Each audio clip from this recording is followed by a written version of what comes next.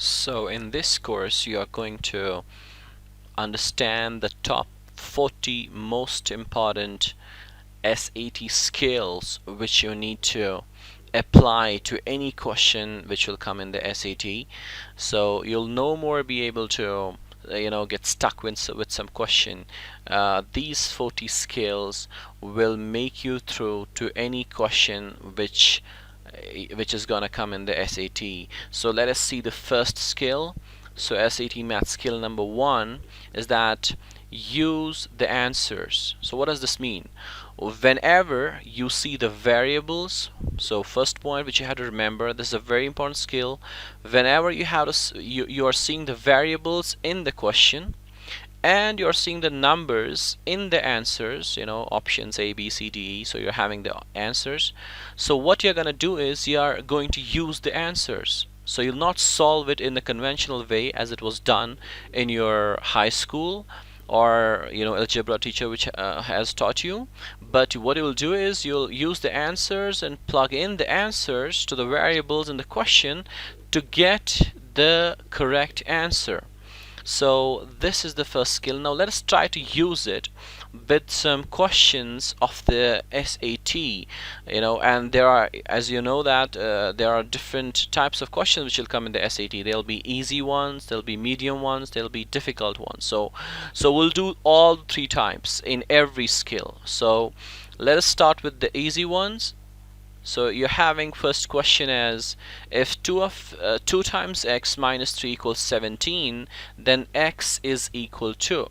So well, you can solve for x as is a conventional way, but there's a skill which you can use here. So what you can do is you can simply plug in some number. You can see that which number I should plug in for x out of -1, 0, 10, 22, 31, so that it'll be closer to 17. So 2 times the number minus 3. So 2 times, when you just see the answers, you are going to have that intuition in your mind that, well, 10 fits the best, because 2 times 10 is 20 minus 3, that's going to give me 17. So 2 times 10 minus 3, that is equal to 20 minus 3. You don't need to even solve it, right? You can just do it in your brain, in your head. So 20 minus 3, that's 17, and that's it. So you're getting 17 on the right hand side and you've got the 17 on the left hand side, so you'll go for option C.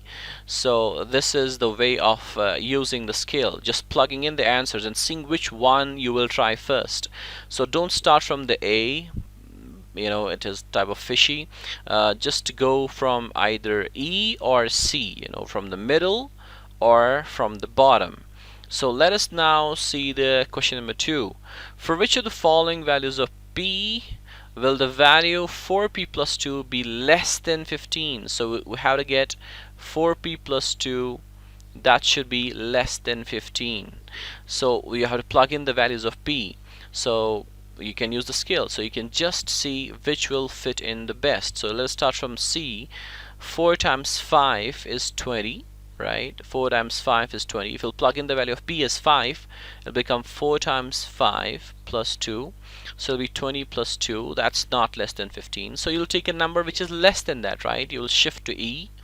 3, 4 times 3 plus 2, so that is 4 times 3 is 12 plus 2, that is 14, and 14 is less than 15, so you'll go for option E. Right, now let us move to the next question. This is now the medium part of the questions, which will be having the difficulty level as medium. So if j is a positive integer and j plus 1 by 2 cubed is 1 divided by 2, what is the value of j? So here you can again do the same thing and plug in the numbers. Let us start from option C. 1 plus 1 divided by 2 cubed. So 1 plus 1 divided by 2 cubed will be 2 divided by 2 cubed. That'll be 2 divided by 8. That'll be 1 by 4, but that's not the answer, right? So we can do for 3, option E. So 3 plus 1 divided by 2 cubed. 4 by 8, that is 1 by 2, and that's it. So we got 1 by 2. So option E will be the right answer. So let us move to the question number 4. You're given here the absolute value of 3 minus n should be less than 4. So you have to calculate the possible value of n, right? Before, like, without doing the conventional method, what we can do is plug in the answers. This is the first trick, first skill. So plug in the answers. Let us start from option E or C, whatever you feel better. So option E, 3 minus -1, this will be equal to 3 plus 1, that will be equal to 4. But 4 is not less than 4, right? That means we'll not go for option E. So let us go for option C, 7. So 3 minus 7. So 3 minus 7 is -4, right? And -4, when you'll take the absolute value, it is 4. So it is also not working. So let's take it 8. So 3 minus 8 will give you bigger number, so not a good idea. So when you got 7, you got a number, which is 4, so you have to take some value which is less than that. So 3 minus 6. So 3 minus 6 is -3. -3, absolute value of -3 is 3. So that's it. Yeah, 3 is less than 4, right? 3 is less than 4. So if 3 is less than 4, then 6 fits in the best. 6 fits in for the value of n. So option 4, question number 4, option D is the right answer. Now let us move to the question number 5 of the medium level. So you're given that what value of t would make square root of -2 times t divided by 3 equals 6. So you have to see the value of t. Without doing the conventional method, you can just plug in the answers and see which one will work. So we have to get 6. So, and 2 times that number should be divisible by 3. So that number should also be divisible by 3, right? So a divisibility test is that if the number is divisible by 3, if the sum of the numbers is divisible by 3, then that number is divisible by 3.